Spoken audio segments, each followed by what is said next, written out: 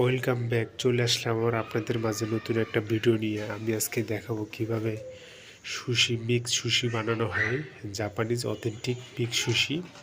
এর জন্য আমি এখানে নিয়ে নিচ্ছি, আমি আগে থেকে কেটে নিয়েছি টুনা, সালমন, স্কেলাপ, হোতাতে, ইকা, স্কুইড।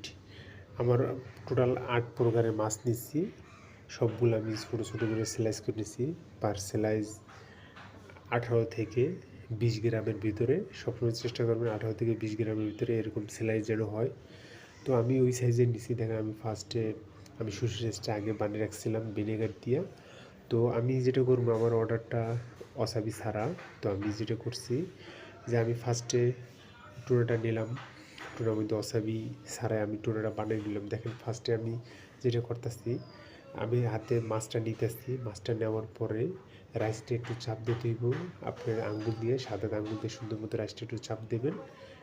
চাপ দেওয়ার পর রাইসটা একটু বসে গেলে আপনি উল্টাইবেন। উল্টানোর পর এরপর সুশিটা সুন্দর মতো বানানোর চেষ্টা করবেন সবসময়। অবশ্যই একটা জিনিস খেয়াল রাখতে হবে, সুশি বানানোর ক্ষেত্রে আপনি যে মাছগুলো আগে কেটে রাখবেন, কিছু কিছু মাছ থেকে কিন্তু পানি বের হয়। এখানে মাছগুলো কাটছি, কিছু কিছু মাছ থেকে পানি বের হয়েছে।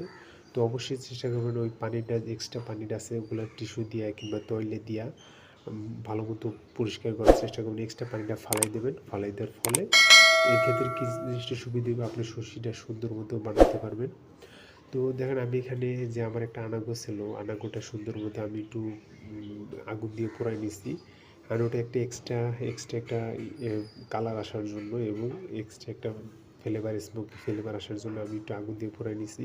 তো আপনারা চেষ্টা করবেন সবসময় এই মাছগুলো এইভাবে করে নেওয়ার জন্য। এটা আনাগো, তো আমরা দেশি ভাষায় যেটা বলি আমরা কুচিয়া, বুঝছেন?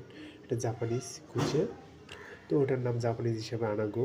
তো আমি যেটা করছি যে আমার সুশিগুলো একে একে বানানো শেষ। স্ক্যালাপ যে আমি এখানে নিচ্ছি টুনা, ইকা, সালমন, হামাসি, স্ক্যালাপ, এখানে আছে থাকো, আনাগো, চিংড়ি মাছ। তো আমাদের ভাষায় আমরা এইটাই বলি। তো এইগুলো আমাকে বাংলা ভাষায় আরেকটা নাম আছে। আমি সুন্দর করে সুশিগুলো আমি সাজিয়ে নিলাম প্লেটে। সাজানোর মধ্যে আমার সুন্দরগুলো সুশিগুলো হয়ে গেছে। ওয়াসাবি জিঞ্জার দিয়ে দিব। অবশ্যই ভিডিওটা যদি ভালো লাগে লাইক, কমেন্ট এবং একটা সাবস্ক্রাইব করতে পারেন এবং আমাদের